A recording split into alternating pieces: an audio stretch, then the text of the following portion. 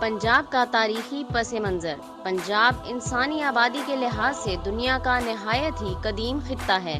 یہاں پر لاکھوں سال پہلے قدیم پتھر کے زمانے کا انسان آباد تھا، جو جنگلی زندگی بسر کرتا تھا اور پتھر کے اوزاروں سے شکار کھیلتا تھا۔ پنجاب میں تاریخی دور کا آغاز آریاؤں کی آمد کے بعد سے ہوا۔ آریاؤں نے پنجاب میں قیام کے دوران کتاب رگوید تصنیف کی۔ اس میں پنجاب کو سپت سندھو لکھا گیا۔ سپت کے معنی 7 اور سندھو کے معنی دریا کے ہیں۔ ان 7 دریاؤں میں سے 6 دریا ستلج، بیاس، راوی، چناب، جہلم اور سندھ ہیں، جبکہ 7ویں دریا کے بارے میں اختلاف رائے پایا جاتا ہے۔ بعض کے خیال میں دریائے سرسوتی ہے، جبکہ کچھ دریائے کابل کو شامل کرتے ہیں۔ سپت سندھو کے بعد اس کا نام پنج ند مشہور ہوا، جس کے معنی 5 ندیاں یا 5 دریا ہیں۔ یہ 5 دریا شندر یعنی ستلج و بیاس یعنی بیاس، اراوتی یعنی راوی، چندر بھاگ یعنی چناب اور وتست یعنی جہلم ہیں۔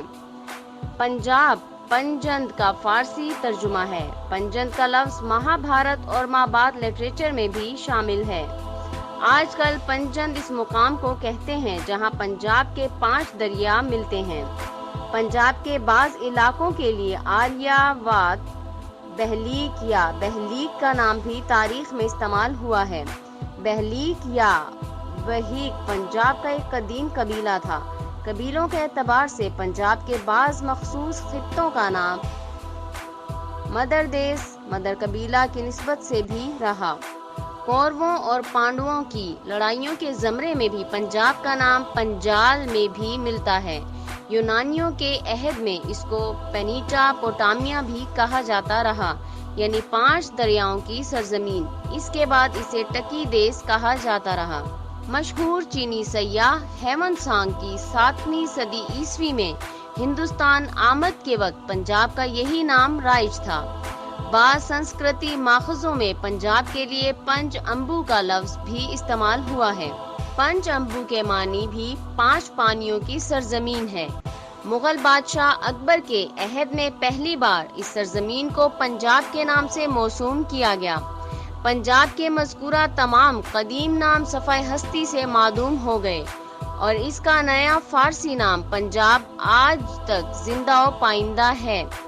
پنج کے معنی 5، آب کے معنی پانی، یعنی 5 پانیوں کی سرزمین۔ عمومی طور پر یہ 5 دریا ستلج، بیاس، راوی، چناب اور جہلم لیے جاتے ہیں، لیکن بیاس کو دریا کے بجائے ایک معاون دریا یا نالا بھی کہا جاتا ہے، اور پنجاب کے 5 دریا ستلج، راوی، چناب، جہلم اور سندھ لیے جاتے ہیں۔ پنجاب کا یہ دریائی نظام دنیا کا 5واں عظیم ترین دریائی نظام ہے، جو یہاں کے لوگوں کے لیے ایک بیش بہا قدرتی عطیہ ہے۔ خوشحالی کے سبب جو انسان یہاں پیدا ہوا وہ یہیں کا ہو کر رہ گیا۔ خوشحالی کے چرچے سن کر جو غیر ملکی حملہ آور، تاجر، مبلغ اور دوسرے لوگ یہاں آئے، وہ بھی یہیں کے ہو کر رہ گئے۔ ان میں دراوڑ، آریہ، ایرانی، چینی، منگول، مغل اور عربی شامل ہیں۔ وہ یہاں کا رہن سہن سیکھ گئے۔ پنجاب میں تہذیب و تمدن کا تنوع انہی لوگوں کی وجہ سے ہے۔ پنجاب کی سواں تہذیب دنیا کی قدیم ترین تہذیب خیال کی جاتی ہے۔ وادی سواں کے ارد گرد کے علاقوں میں انسان کثیر تعداد میں رہتے تھے۔ ان کے زیر استعمال پتھر کے اوزار جگہ جگہ ملتے ہیں۔ دریائے سواں دریائے سندھ کا معاون دریا ہے اور راولپنڈی کے قریب بہتا ہے۔ وادی سواں راولپنڈی، اٹک، جہلم، ہزارہ، سرگودا اور خوشاک کے اضلاع پر مشتمل ہے۔ سواں صنعت کے پتھریلے اوزاروں میں سب سے زیادہ قابل ذکر ٹوکا ہے۔ اس قسم کے اوزار دنیا میں اور کہیں بھی نہیں ملے۔ رفتہ رفتہ سواں کی صنعت بھی تبدیل ہوتی گئی۔ پہلے یہ لوگ غاروں میں رہتے تھے، گھاس پھوس اور شاید تنکوں کے خیمے بھی بنائے۔ جانوروں کا شکار کرنے کے بعد ان کی کھالیں لباس کے طور پر استعمال کرتے تھے اور خوراک کا انحصار قدرت پر تھا، یعنی نباتات اور حیوانات ہی ان کی خوراک تھی۔ پھر رفتہ رفتہ وہ انسان زراعت سے واقف ہوتا گیا۔ جدید ہجری دور میں اس نے رگڑائی کے ذریعے پتھر کے متفرق حصوں کو جوڑ کر اوزار بنانے سیکھ لیے۔